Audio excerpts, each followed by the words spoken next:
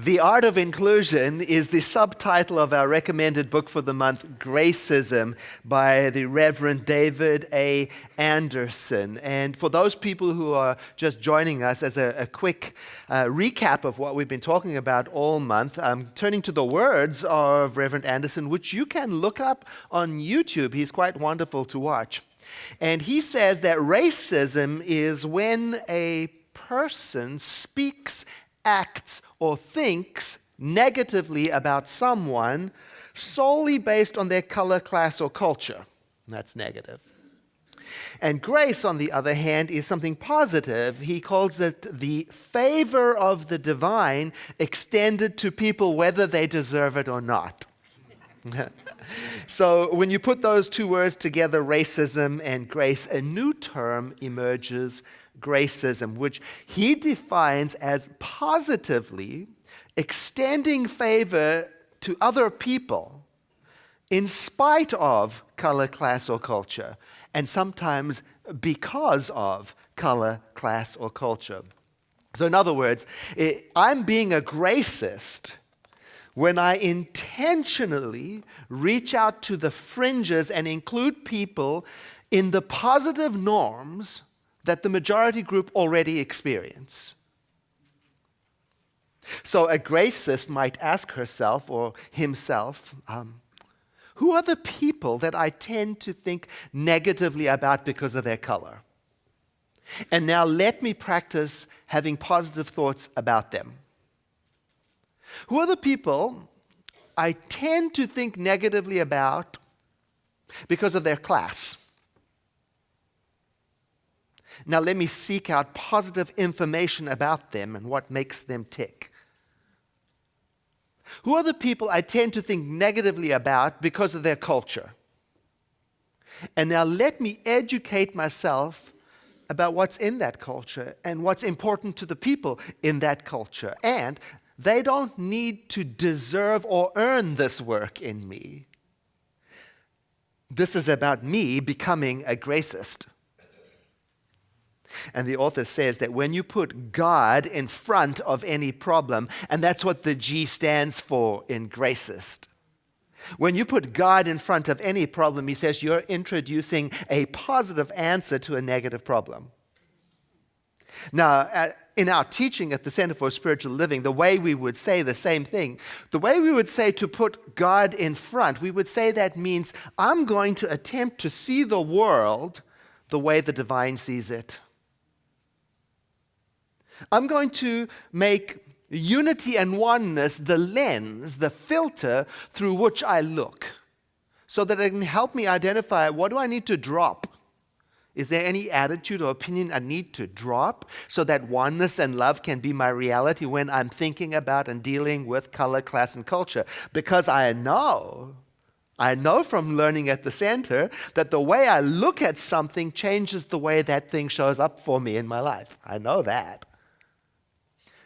Towards the end of the book, he's got an African proverb which speaks to this. It's delightful. When I saw him from afar, I thought he was a monster.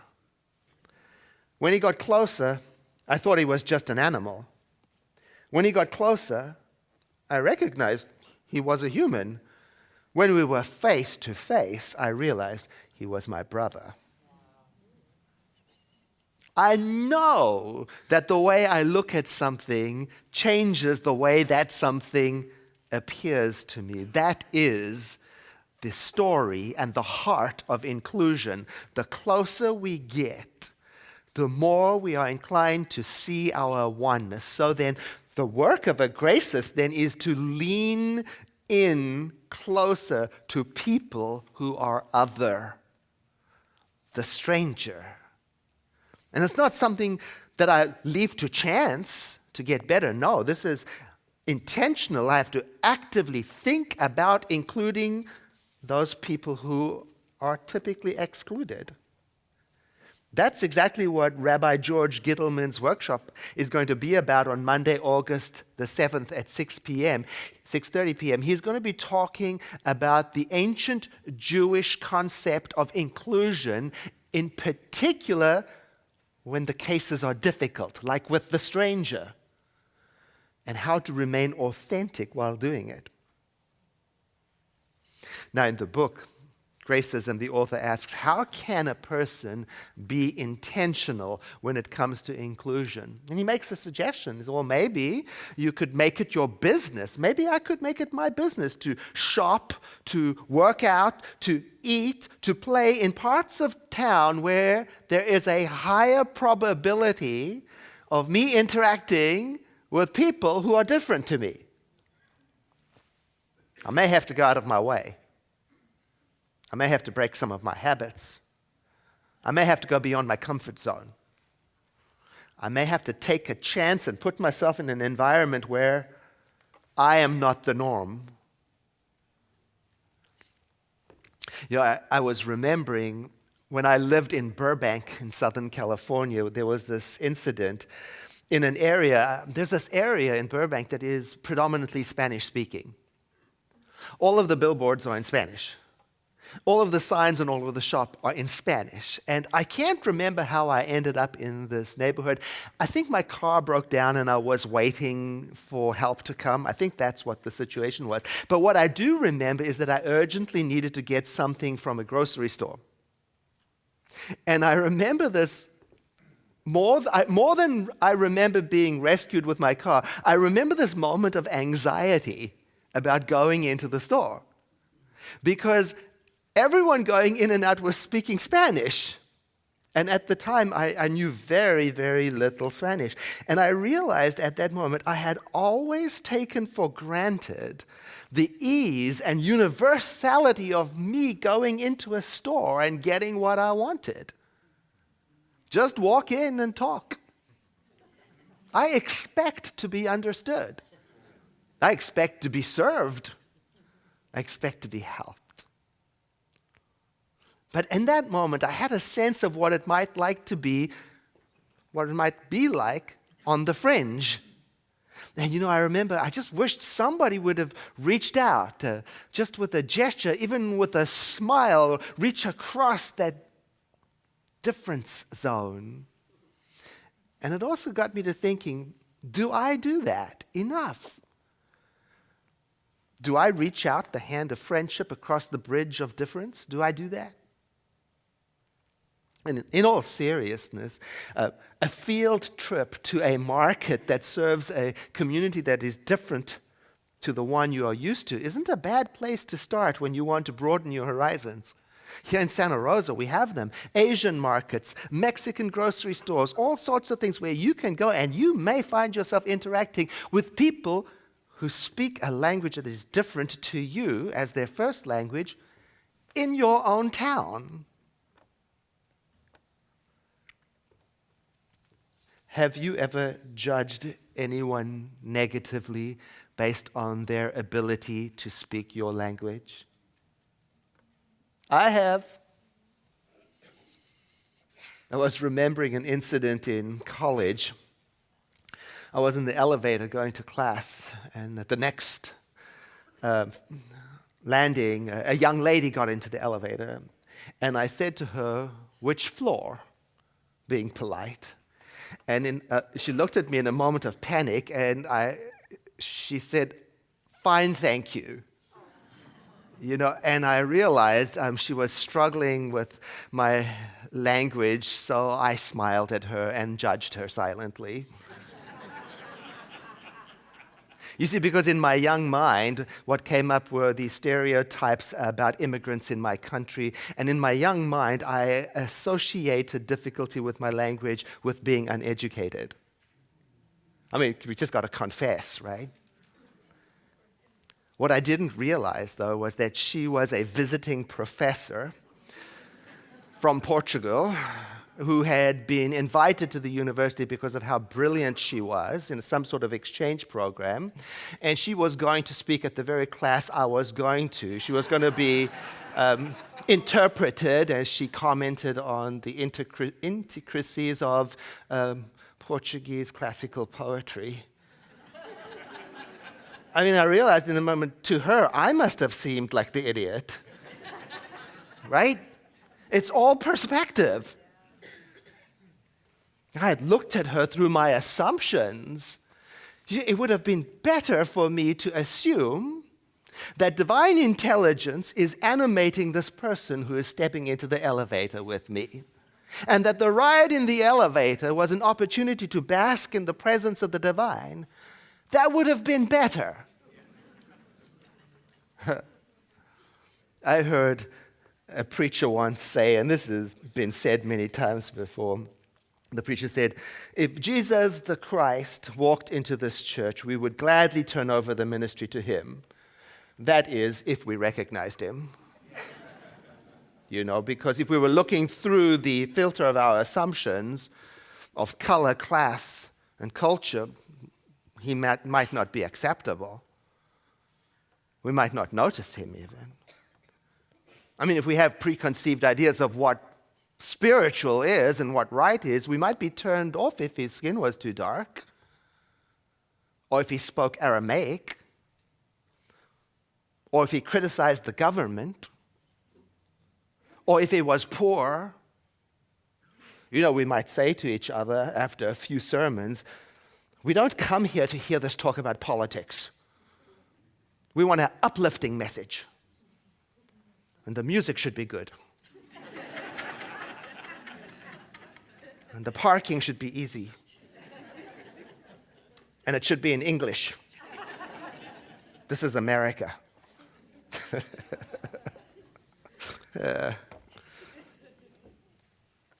In the book, the Reverend talks about a letter he received from one of his congregants who wrote to him to confess.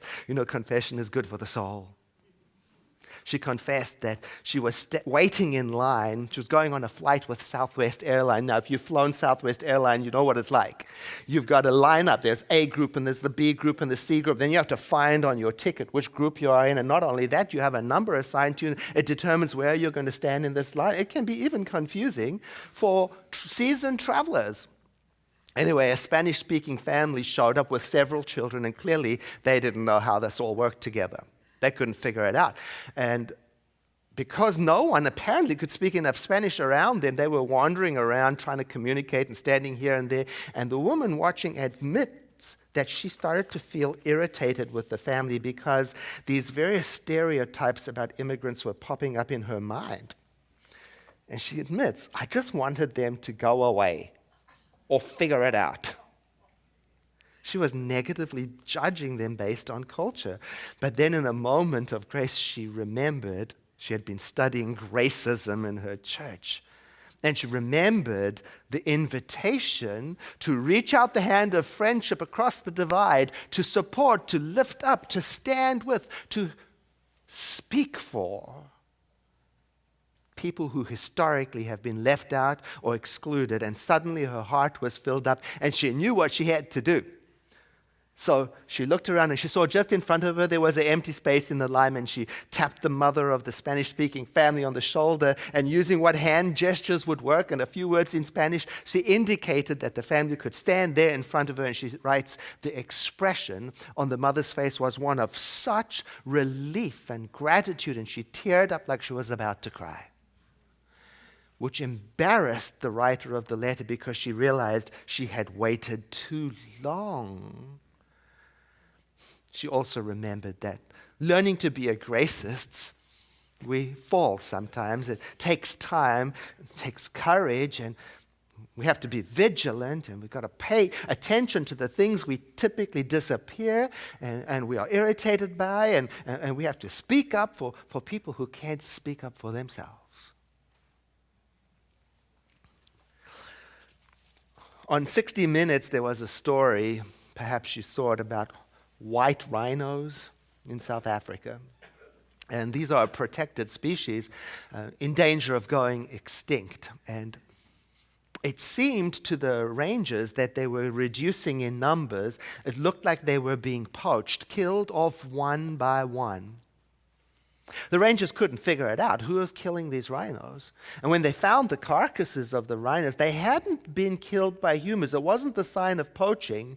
So they had to watch, and it turns out it was teenage elephants who were responsible. They were the culprits. The teenage elephants had become predatory bullies. And here's why. 20 years ago, because of population control issues, the park airlifted a whole group of teenage elephants to another part of the park where it wasn't so densely populated with elephants. The problem is that without the adult elephant role models, the baby elephants had no guidance about what was right and about what was wrong, and they were on a rampage. The rangers had to correct the situation, so what they did was they airlifted a group of adult elephants into the neighborhood of the teenagers, and with the presence and the example of the elders, the social structure returned and healed itself, and the killing stopped. Now, here's why the story is important to me. Had there been no one to speak up for the white rhinos, and to notice that something was wrong, and to care about it, they might be extinct today. What can I learn from this story? I could ask myself metaphorically, who are the white rhinos in my country, in my neighborhood, in my family? In other words, who is being picked on or treated wrongly because of a social breakdown or because of societal ignorance? And whose job is it to stand for them and speak for them? Now, I can say, it doesn't affect me. I'm not a rhino and I'm not in Africa. But to the rhinos, it is a matter of survival. And if their disappearance, one at a time, is normalized through acceptance and ignoring, they may have disappeared forever. I can learn from that. I can learn something like this. Don't let injustice, discrimination, racism, sexism, homophobia become normal through acceptance. Even if something doesn't affect me directly, it may be a matter of survival to someone else. And I know that what I allow, what I go along with, I am perpetrating. And I know that what I accept into my consciousness as normal creates this reality. So this week I'm asking myself some tough questions. I invite you to consider it for yourself. I'm asking, who are the marginalized people in my life? In my mind? I've got to be very honest about it. Who do I assign a lesser status to? Who do I object to? Who bothers me? Who do I have less tolerance for? Maybe you'll ask yourself the same thing. Is it the poor? Is it the less educated? Was it single people with all their issues? Is it people who are divorced? Is it the gays? Or is it the heterosexuals? Or is it the transgender military heroes? Or is it a particular color that is challenging to me? Or what religion offends me? What culture brushes me up the wrong way? What opinions do I have about them? When it comes to color, class, and culture, where am I bothered? Because, that's the first step. Get a little more honest with myself in the privacy of my own mind, because that's the starting point for the next step. Let me then educate myself about the color, class, or culture I have a problem with by looking for sincerely and trying to understand what is important and meaningful to that culture, class, or color. Let me lean closer and closer enough to them that I realize they aren't strangers. They're my siblings.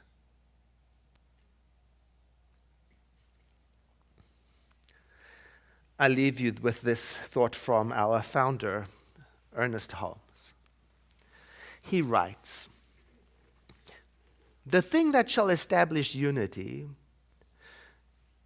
is that each family group of humans shall respect the individual differences of others, while at the same time cooperating with them. We each have an individual part to play in the great scheme of things, and the most valuable thing we can do is to be a little more certain each day that we are meeting life with a deeper understanding and with a greater sense of love."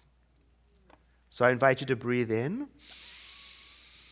and exhale, letting your eyes close if you wish, so we may enter into a moment of prayer in which each one of us, according to our own way and understanding, acknowledge that one life, the divine, that is everywhere present. We call it the mind of creation, or the mind of God itself, the eternal, immortal, endlessly present presence of our life, from which we draw our being. We are understanding through this prayer that we are that, made from it. We are channels for its expression. And so by way of this prayer then, we are dropping everything in our thought that inhibits the free flow of the love of the universe through us. An affirmation emerges, it rises up in us that says, "The great love which I now feel for the world is the love of God. And it is felt by and comes back to me from all. I understand all people better through this love. And this understanding is reflected to me from all through this love. The love of the divine in me allows me to give friendship easily and effortlessly. It allows me to experience friendship. The awareness of the divine within me allows me to help, and therefore I experience help. I lift up, and therefore I am uplifted. And it becomes clear to me now. I am surrounded by the all-love. I am established in the all-love. I am one with the love of the universe." This word of prayer that I speak resonates deeply with me, and it allows to emerge a sense of gratitude. I'm remembering that the word of prayer I speak is acted upon by spiritual law. I know that as it is spoken, so it is established in me.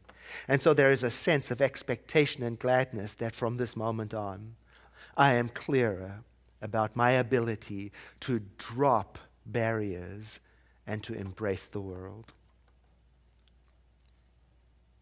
For this I do give thanks. And together we say, and so it is.